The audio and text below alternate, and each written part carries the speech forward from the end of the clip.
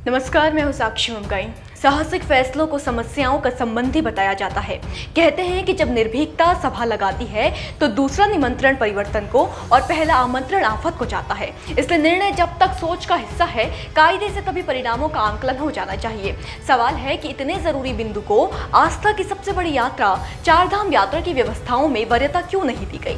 उत्तराखंड सरकार ने आखिर यात्रा से जुड़े उस फैसले को क्यों बदल दिया जो सतह पर तो सामान्य लगता है, पर इसकी सघनता कल खुद सरकार के लिए चुनौती बन सकती है। अब ये फैसला क्या है, क्यों लिया गया है, किस प्रकार की चुनौती की बात हम कर रहे हैं और ये तीर्थ यात्रियों के लिए भी कैसे मुसीबत बन सकता है, इन तमाम सवालों के जवाब तो हम रिपोर्ट में जानेंगे ही। साथ ही प्रदेश को ये भी बताएंगे कि 2 दिन पहले हुए मॉक ड्रिल के बाद इस विषय पर बात करना और भी ज्यादा जरूरी क्यों हो जाता है। रिपोर्ट देखिए।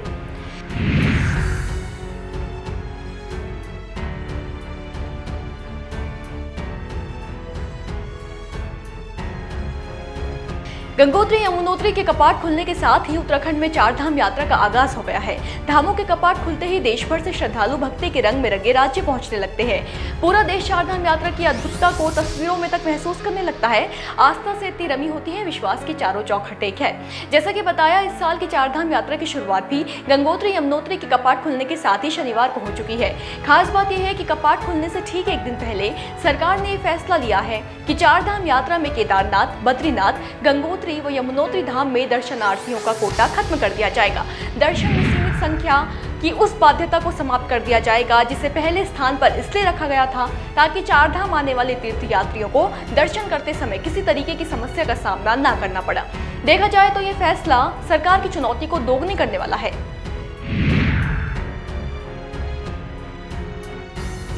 जहां पहले की व्यवस्था के मुताबिक धामों में दर्शन के लिए प्रतिदिन संख्या तय थी। एक दिन में केदारनाथ धाम में 15,000, बद्रीनाथ धाम में 18,000, गंगोत्री में 9,000 और यमुनोत्री धाम में 5,000 लोग ही दर्शन कर सकते थे। इसके लिए पर्यटन विभाग की ओर से प्रतिदिन दर्शन के लिए सीमित संख्या के आधार पर तीर्थ यात्रियों का पंजीकरण किया जा रहा था। लेकिन मुख्यमंत्री पुष्कर सिंह धामी के निर्देश पर अपर मुख्य सचिव राधा रतूड़ी ने श्रद्धालुओं की सीमित संख्या का निर्णय वापस लेने के आदेश जारी कर दिए हैं। इस हिसाब से अब चारधाम यात्रा के लिए पंजीकरण की ऑनलाइन और ऑफलाइन प्रक्रिया तो पूर्व की भांति जारी रखी जाएगी, लेकिन संख्या की बाध्यता खत्म हो जाएगी। सवाल है कि इस तथ्य से परिचित होने के बावजूद कि हर साल चारधाम यात्रा में रिकॉर्ड तोड़ श्रद्धालु पहुंचते हैं और भक्तों के तांते के आगे तैयारियां फेल हो जाती हैं, क्यों बाध्यता समाप्त की गई? पिछले साल से सबक लेकर नए निर्णयों को जगह देने के स्थान पर पहले के लिए गए सही फैसले को भी क्यों बदल दिया गया?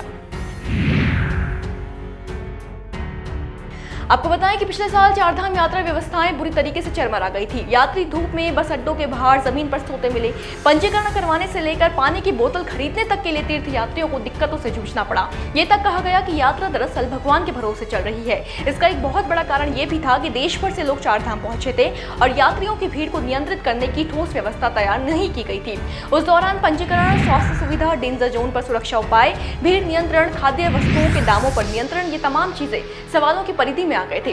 दावा किया गया था कि उन कमियों से सबक लेकर अगले साल की यात्रा में पुख्ता बंदोबस्त किए जाएंगे, लेकिन माना जा रहा है कि सीमित संख्या की बाध्यता समाप्त करके उस बात पर अमल नहीं किया गया है, बल्कि तैयारियों पर और भी ज्यादा भार बढ़ा दिया गया है। वो भी तब जब 2 दिन पहले हुए मॉक ड्रिल में ये देखा गया कि असीमित तो छोड़िए, टीमें सिर्फ 50 यात्रियों को संभालने में भी पसीने बहा रही है।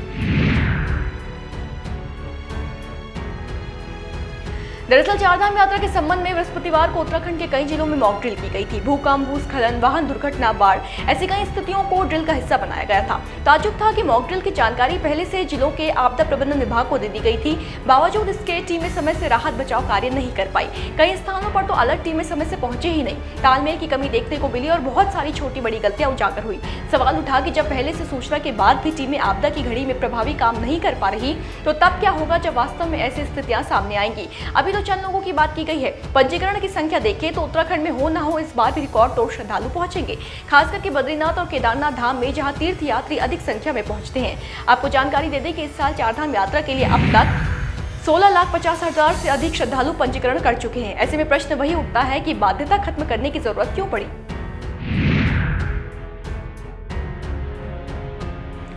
दरअसल चारधाम यात्रा में यात्रियों की संख्या सीमित करने के विरोध शुरुआत से ही किया जा रहा था। इसके खिलाफ तीर्थ पुरोहित, होटल ढाबा कारोबारियों ने उत्तरकाशी, बटकोट, जोशीमठ और श्रीनगर गढ़वाल में विरोध प्रदर्शन भी किया था। विरोध के प्रमुख कारणों में संख्या सीमित होने से होटल ढाबा कारोबार प्रभावित होना, व्यापार में कमी आना आदि थे। इसी विरोध को देखते हुए सरकार ने फैसला बदला है। अब देखना यह है कि चलिए निर्णय बदला तो ठीक है, लेकिन क्या सरकार व्यवस्थाएं चरमराने से रोक पाएंगी?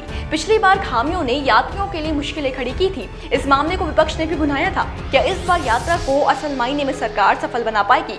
आखिर जो बाध्यता समाप्त की गई है उसके बाद उन तैयारियों में क्या बदलाव किया जाएगा जो अब तक योजना में शामिल नहीं थी? देखिए, ये सवाल चारधाम यात्रा के सफल संचालन के मद्देनजर बेहद महत्वपूर्ण है, इसलिए इनके जवाबों पर हमारी नजर रहेगी। आप भी अपडेट मिस न करें और बने रहे देवभूमि इनसाइडर के साथ। आज ही डाउनलोड करें देवभूमि इनसाइडर।